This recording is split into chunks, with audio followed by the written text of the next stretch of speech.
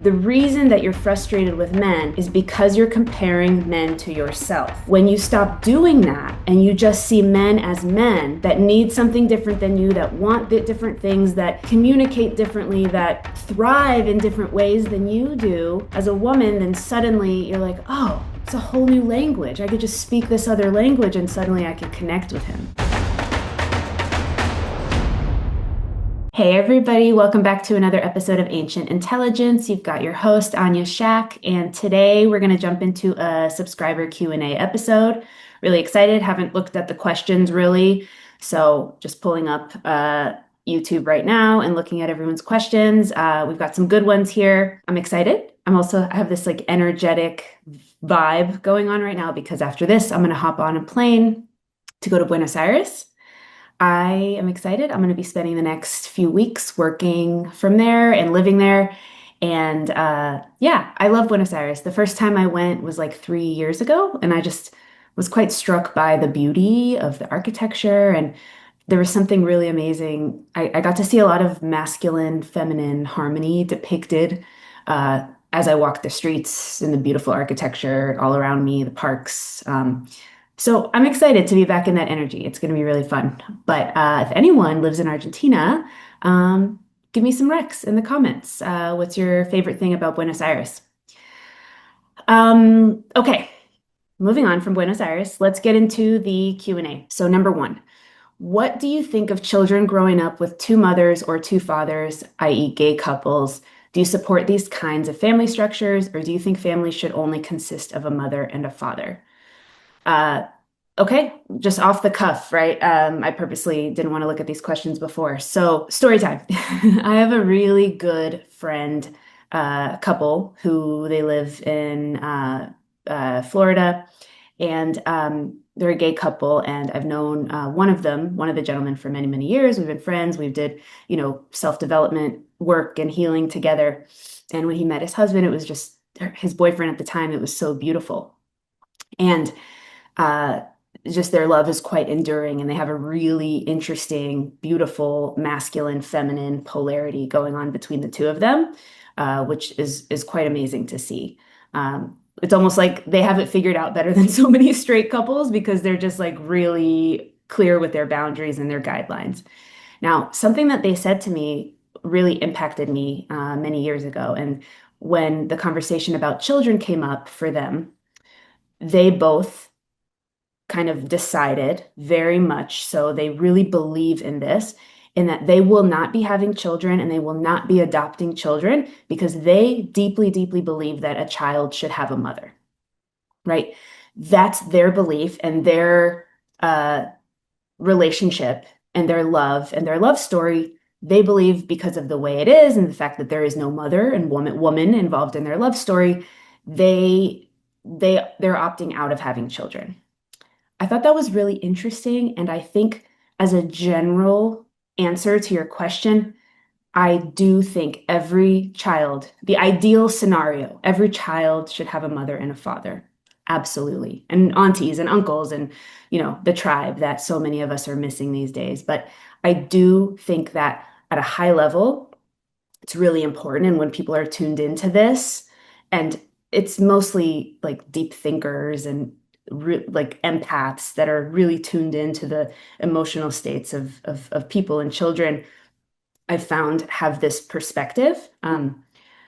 And there's a lot of heartbreak and there's a lot of chaos in the world. There's a lot of kids in foster homes. There's a lot of kids that are being abandoned. There are a lot of hardship. And so, do I think that a gay couple is better for a child, like a loving gay couple or lesbian couple that is loving and really do their best to give a child the best that they can? Do I think that's better than a child living in an orphanage or going in and out of the foster system? I absolutely do, 100%. So it's this higher level. Yes, I think the best case scenario is a mother and a father, and this gay couple kind of exemplified that in their, you know, real humility and desire to say, hey, we're not gonna spend hundreds of thousands of dollars on, using our sperm and finding an egg and finding a surrogate, and so much of that feels quite superficial.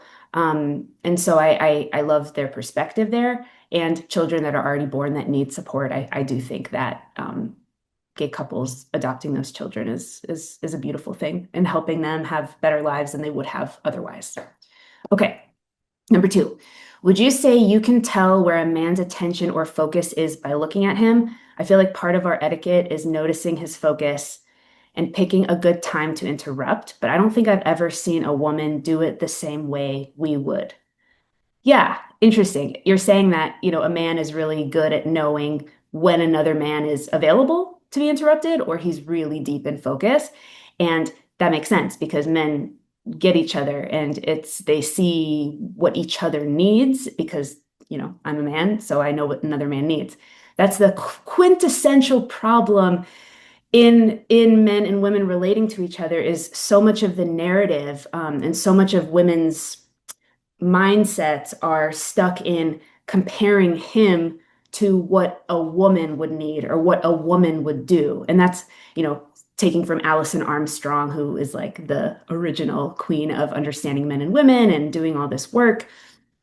By the way, I'm rereading her book, The Queen's Code. I'm in like the third time, and I'm doing a interactive journey with her right now. So I'm really excited to glean even more insights and continue to make those observations and connect the dots. So I I think that a woman naturally, just without knowing how, doesn't know how to interrupt a man properly, doesn't know when he's really in deep focus and doesn't want to be interrupted, and just doesn't have a clue about that. That's why the information and the content around teaching women and helping them understand that the reason that you're frustrated with men is because you're comparing men to yourself.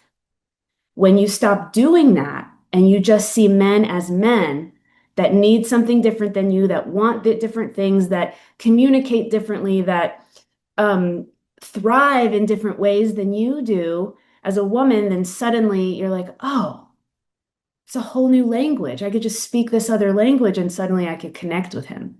And so, one of the teachings, of course, within this whole thing is, hey, knowing as a woman what kind of energy is going to be required from the man in question, right? So if I just have a quick little thing that I need, maybe that's something that can wait. If I have something that's really, really important to me that I need to talk about, I think that prefacing that, hey, I need to talk to you about something important. When will you have time for that? And then letting him kind of guide and lead the when conversation really shows the care and consideration you have for men and their singular focus in the way that they do life, right? So that's what I would say. I think, yeah, teaching women how to pick good times to interrupt is a part of this whole teaching, and it's what I'm super devoted to.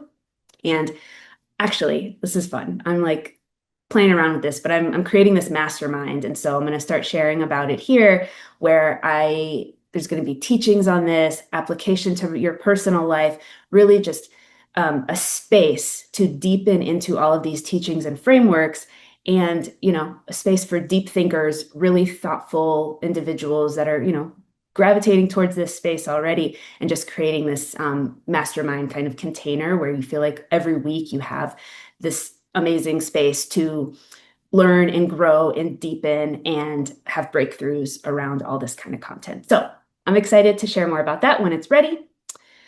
Number three, what are the top 1 to 3 negative relational tendencies for women and men which lead to issues or breakdowns in the relationship?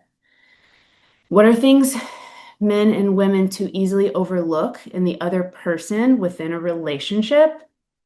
My perspective in asking is somewhat based on hypergamy and protecting from it or any pattern concept which commonly occurs. You're smart. Make this work. Okay, awesome.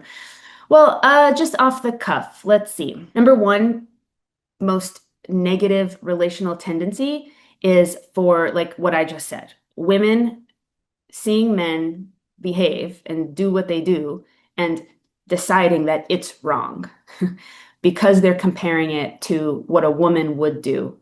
right? And the thing about women and men that is important to understand, and it's how we can teach each other, um, is that women are just far more externally motivated in general, and men are far more internally motivated in general.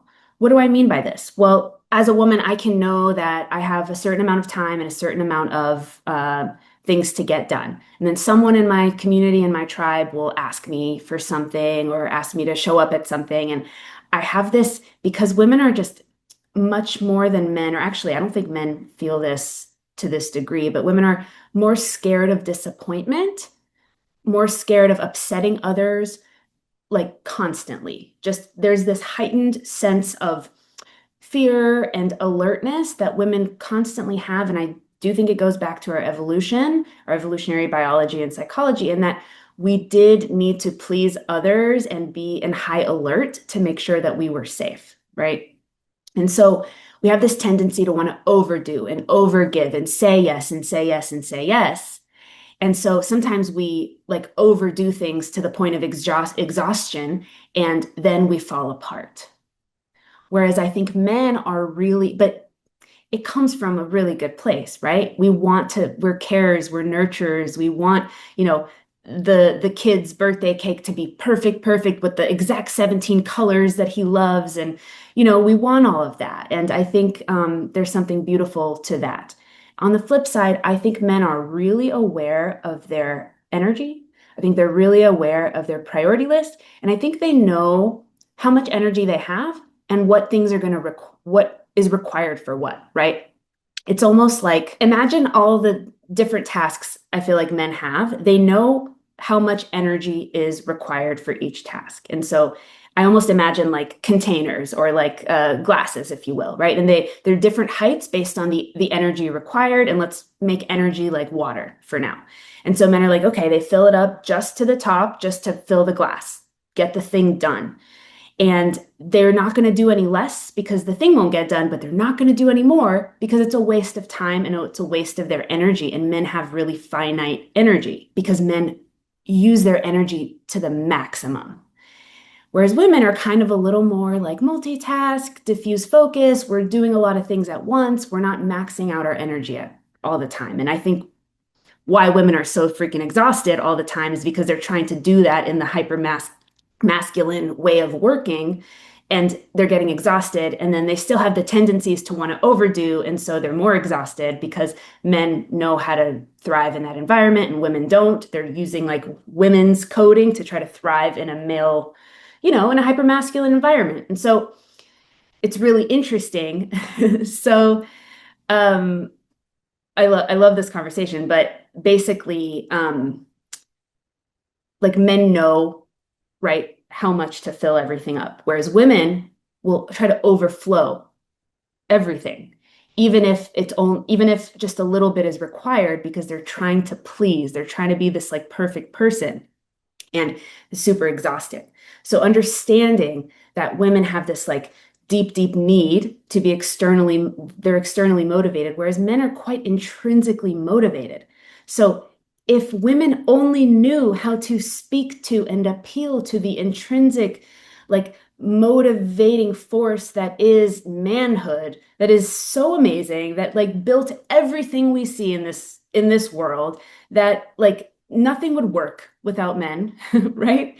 If women only knew how to speak to that and stopped trying to get them to be externally motivated like they are, be amazing. Be freaking amazing. So hopefully that answered your question. Okay, next question. Between the research of Alison Armstrong and Susan Venker, there's a strong evidence of how society could implode. But Suzanne's latest book shows how a Gen Z daughter is going against the grain of college and wanting to be a mom and wife. Allison unlocks the way to communicate with men. With the severe enrollment drops for college and universities, what will young people need to learn how to build up their relationship skills? In the past, the programming was from Parents in Society. Now it'll be TikTok, probably AI. Is there any evidence of this type of shift documented from other societies in history? I think that's a fascinating question. I'm super excited to dive into this. Again, I'm in like Allison's group right now. I haven't checked out much of Suzanne Venker. I do think the alpha kids right now, like the Gen Alpha, they're saying no to too much to all the tech. A lot of them are saying we want to go to the movie theaters. We want things to be like it used to be. I think there's a real big opportunity to get in the same way the homeschool movement is growing right now, to get, imagine if teenage girls and teenage boys started to get get to thinking like, oh wow, the opposite sex is my partner, right? Like they have all these complementary skills and tools and ways of being. Imagine if they started learning these kinds of things. And I really do believe like it would be, someone has pointed this out before, like what if, you know, kids start getting married at 18, 19, 20, and then later once they raise some children, whoever wants to go back to college, it becomes a better time to do that. I think that's an interesting point and one worth putting on the table, you know, to combat this uh, fertility and birth rate crisis. So I think there's more to be said on that, but love the question and I want to dig into that. That's Bill. I'm going to dig into that. So thank you. How much do you think hormonal birth control has impacted the natural dynamic between men and women? Huge, huge, huge, huge, just huge. Most of the women that I'm in circles with they don't take birth control anymore. And it's very clear to be around women that are on hormonal birth control. There's a, there's just less softness, there's less femininity, there's less openness. There's an attraction to men that women that are on hormonal birth control, there's like this attraction or being okay with men that are hyper feminized, which is false. It's not actually what they want. It's just this false thing that creates a lot of problems later down the road. We've heard this so many times, right? People want to break up after they get married, once they come off birth control. Um, Speaking of, it was so interesting. I was at a co-working facility it was like this week at some point, and there was this crazy cockroach type Texas flying crazy cockroach thing that was like started to climb on the wall in this space. And I absolutely freaked out. I'm like very scared of them. And I'm just like, there was a man sitting next to me, and I looked at him and I was just like, help me. And he looked at me like he was so annoyed with me. He was like, what do you want me to do? And I was just like, it was such a gut reaction. I wasn't even thinking, right? It was so subconscious. I was like, I cannot be the one to kill this cockroach. Like, please help me. And he like huffed and puffed and like threw his stuff down and then went and got a paper towel and he ended up killing the cockroach. But it was just such a shocking feeling. And what he was giving me was he was acting like a woman would act. If like two girlfriends were like, there's a cockroach, you know, if one of them was like, can you do it? No, can you do it? Right? It's like you're annoyed that you're being put in the masculine position. And he was annoyed that he was being put in the masculine position. And so it just speaks to the role reversal that is so common. And it's really interesting. And I do think hormonal birth control has played a huge role on that. What are your thoughts about life after death, reincarnation, and so on? I'm in the midst of my journey. I've loved your comments, Conrad. I've loved seeing your comments come through about the spirituality of this work of like yin yang and masculine and feminine embodiment and what that actually means. I'm thinking about that still, right? So I grew up, was born in Azerbaijan, like grew up Jewish, didn't resonate so deeply with like going to synagogue and like just being completely committed to that. And so I've just been lots of exploratory questioning for me. I believe in God so deeply. I have such a deep relationship with him, and I see him as God, the Father, creator of the universe. I see I see him, his masculinity really holding the space for my life. And then I see his femininity showing up through Mother Earth and showing up through all of the beautiful ways in which he surprises and delights us with the femininity, with the sunrises and the sunsets and just the beautiful nature and everything. And I think there's a real fear of death in the Western culture. And that's why I gravitate towards listening to Native elders speak and trying to get as much information as I can. And recently had my first Temezcal ceremony, which I thought was beautiful. And again, I'm getting into Stephen Jenkinson's work, so I feel really drawn to him and what he writes about.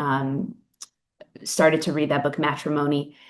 And yeah, I think that there is an eternal nature to our souls. I do. I just off the cuff kind of answering that without thinking too much about it. There is something eternal about our souls, and there's a way in which I feel that they go back to the source, go back to God somehow. And that's why it's so hard to explain, right? Like life gets so much more beautiful when we start to peek under the veil and we start to see all of that come through in our life and we start to not dismiss it, oh, that's wild, or that's a crazy feeling, or that's weird, that's a weird vision, and really starting to say, oh wow, I'm experiencing things that are subconscious and that are deep and meaningful and things I can't put into words. That's also a part of my life. And so I've been thinking about that a lot. And so that's the answer. I think our souls do absolutely stay. I don't know in what form. I don't know how. Yeah, it's really, really interesting. Yeah.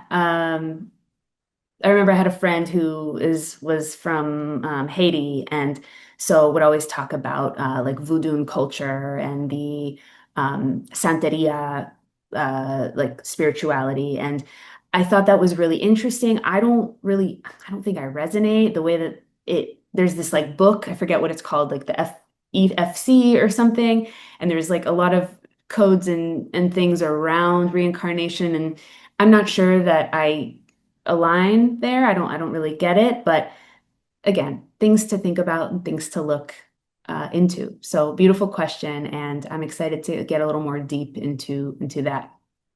Okay. Um, Last question, and then I'm gonna get on a plane. Did you always want to do this type of work? How and why did you get into this type of career, being on YouTube, talking about men's identity and relationships? This is very deep for me, and thank you for asking the question. I was born a very, very sensitive kid, um, very just deep and introspective, and I didn't really get seen for that. That kind of got dismissed in a big way, and there was a lot of tension and chaos and just like emotional fear growing up. And I'm an only child, and my dad had a really big impact on me in that he's clearly a very traumatized kid that grew up into a man who did not address any of his trauma. And you know, again, that's not his job, right? We don't have to make anyone do anything. Uh, and also growing up in the time and place that he did, former Soviet Union, there was just not a lot of access and opportunity. And so I feel really grateful that I've been the pattern breaker, the chain, the one that, change. There's a phrase that it's called, like the chain breaker of the family. And so one thing I know about dads that have a heavy, heavy father wound, they will treat their eldest child, and if the eldest child is their only child, which is me, they'll treat them like their dad treated them, right? So he treated me like his dad treated him, but he had a sister. So the sister got a lot of softness and just a lot of just less harshness from her dad than my dad did. And so yeah, my upbringing, just a lot of tension, a lot of difficulty. And I felt so misunderstood and just so disregarded for who I was that, like Carl Jung calls it, you get the split psyche. Who you truly are goes underground, and then you just become this people pleaser. And that's what I had to do. That's the survival strategy. And so many of us had to do that in our own different ways to survive, as children. And as I got older, it was just, so I'm sure so many can relate. There's just anxiety and depression and feeling like I'm not good enough, like never good enough, just always hesitating. And that was was present in my relationships. So I found myself replaying the same story in that I would attract men that were very distant, that really didn't get me, that just never showed up for me, never made me feel really seen or wanted in any way. And so that was my pattern, and it makes sense, right? Because of the way that I grew up. And so I had this like very beautiful kind of hand of God moment. I was in this relationship where I was like, oh my gosh, if I stay in this, I'm gonna turn out just like my parents. It's gonna be the same.